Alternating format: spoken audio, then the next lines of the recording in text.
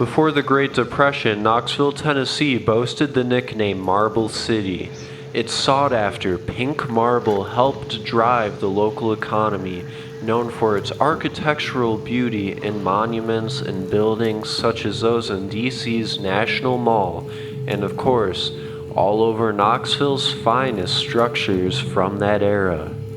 Mining operations began at this site in 1881 when it was known as Island Home Quarry, and it became a major player in the booming industry up until the Great Depression when business slowed down. In 1899, during its heyday, the site was sold and became Mead's Quarry, as it is still referred to on maps now. Given the age of the site, this quarry served as a prototype for the growth of the industry in Knoxville before it ever earned its Marble City nickname. Eventually, the quarry had supplied marble to government buildings in Providence, Cleveland, Indianapolis, and even the New York Customs House. Once all the miners left for good in the 1980s, nature began to take over, as well as unruly backwoods parties and illegal dumping, including dumping bodies, making the quarry a public nuisance.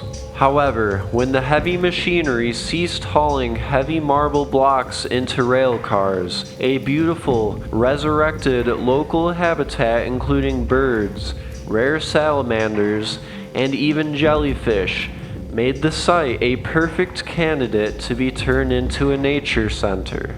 Today, Mead's Quarry is very popular among hikers, swimmers, and other nature enthusiasts who flock to its 1,000 acres of urban wilderness. What many of these people might not realize, however, is that not only have dead bodies been stashed at this location in the past, but also a number of deaths have occurred among these 100-foot deep quarry waters as recently as 2020. Even at the top of the limestone bluffs overlooking the quarry waters lies Stanton Cemetery, a burial ground from the 1880s, back when the marble industry was booming. Since many caves have been discovered there too, the site may have been utilized during prehistory, as cave art has been found very nearby, drawn during the Mississippian arts boom you might remember from episode 13. This scenic quarry's incredible history is what landed it on the National Register of Historic Places,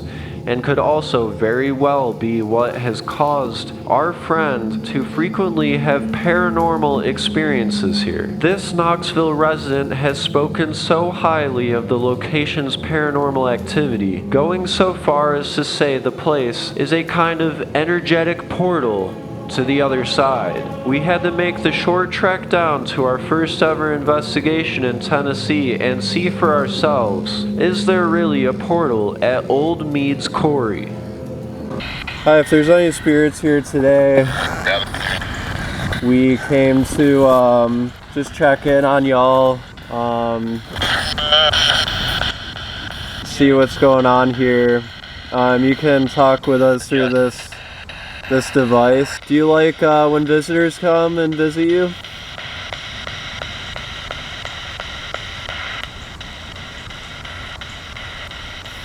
Right. Okay, and someone got lost here. Yeah, that sounds like it might be very stressful to get lost here. But you know, can follow the light, and you don't have to stick around here anymore. Is it okay if my friends and I ask you a few more questions?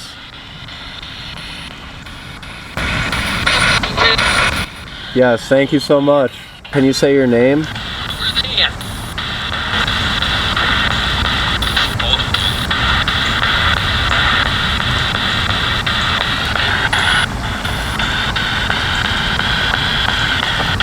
It sounded like there was a little boy who got lost here that is trying to communicate. How young are you?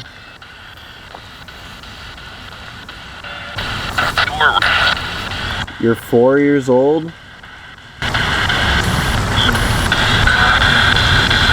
How old is the youngest spirit?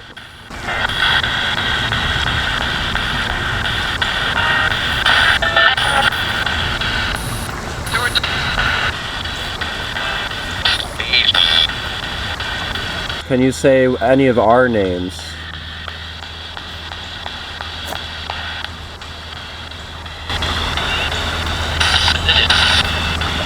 A couple years ago, the Haunted Network was sent to investigate an abandoned quarry in the Berkshire Mountains.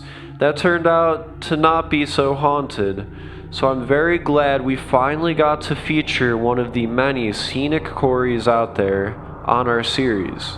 This one is most definitely active, but not to the point where people enjoying the nature center should be scared at all. Just don't be surprised if one day on your walk you suddenly feel like you're not alone. See, many people have enjoyed this park, and that's what made it very interesting to pick up the name Baldwin during our Spirit Box recording session. Because after we talked to our source locally on the ground in Knoxville, we gathered that there once was a local painter named Baldwin who would go to Mead's Quarry to enjoy the scenery and paint landscape scenes there. Our source in Knoxville is very connected with the art scene there and was shocked to hear that Baldwin was trying to communicate with us. Unlike the last quarry we visited in the Berkshire Mountains, this one we were actually able to pick up little bits of interesting evidence and kind of shine light onto the character of the spirits that are residing at Mead's Quarry. Is it really a portal to the other side? The fact that there was a spirit voice who called my name, Stevie, could be evidence that points to Mead's Quarry actually being a portal to the other side, because we were picking up a spirit who might not necessarily be tied to that location, unless these spirits have some way of knowing my name, although I don't think my name was said prior to that point, since we got there. Anyways, you can draw conclusions yourself, and thank you for watching what was our first ever Tennessee investigation, hopefully the first of many, and thank you for tuning in, as always, to the Haunted Network.